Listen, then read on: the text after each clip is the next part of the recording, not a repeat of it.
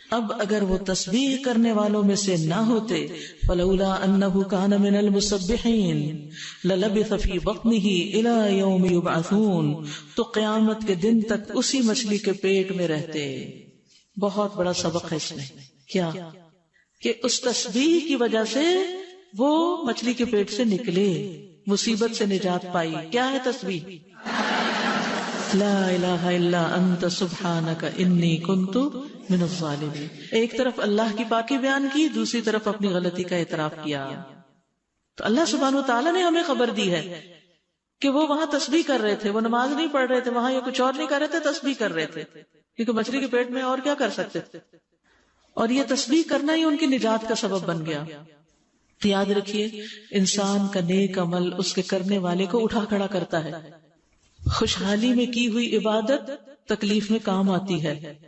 جیسے عام دنوں میں اگر آپ اچھی غذا کھاتے ہیں نا اور آپ کی امیونٹی اچھی ہو تو اول تو جراثیم اثر نہیں کرتے، اور اگر کوئی انفیکشن ہو بھی جائے تو آپ جلدی ریکور کر لیتے ہیں. ادروائز کیا ہوتا ہے، اسی لیے آپ دیکھیں کہ بڑھاپے میں ریکوری بہت لیٹ ہوتی ہے، کیونکہ طاقت نہیں ہوتی جسم کے اندر. جسم خود فائٹ کرتا ہے نا بیماریوں سے، تو کر نہیں پاتا. تو یونس علیہ السلام پہلے بھی نیک کام کرتے تھے، بیچ میں تھوڑی سی غلطی ہو گئی، اور جب مچھلی کے پیٹ میں گئے تو کہا اللہ میری غلطی، مجھ سے قصور ہوا.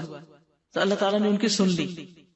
تو نیک اعمال جو ہوتے ہیں وہ انسان کی مصیبتوں کو دور کرنے کا ذریعہ بھی ہوتے ہیں.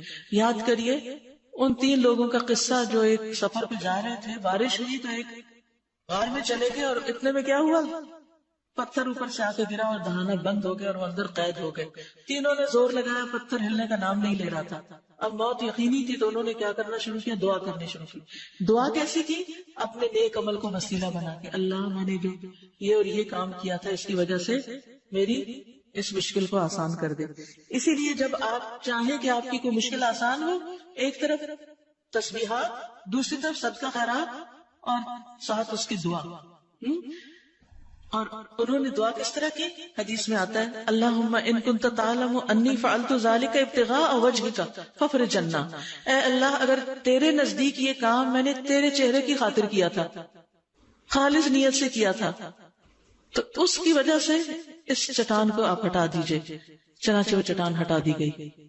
تو نیک اعمال انسان کے لیے دنیا میں بھی بڑی بڑی چٹانوں کو ہٹانے کا ذریعہ بن جاتے ہیں. ہم اکثر کہتے ہیں نا بندش ہے، رکاوٹ ہے، کہتے ہیں نا. کوئی بندہ ہی ہوگا جو کہے کہ کوئی رکاوٹ نہیں ہے میری زندگی میں. کوئی کچھ بھی نہیں کر سکتا. آپ ٹھیک ہو جائیں خود.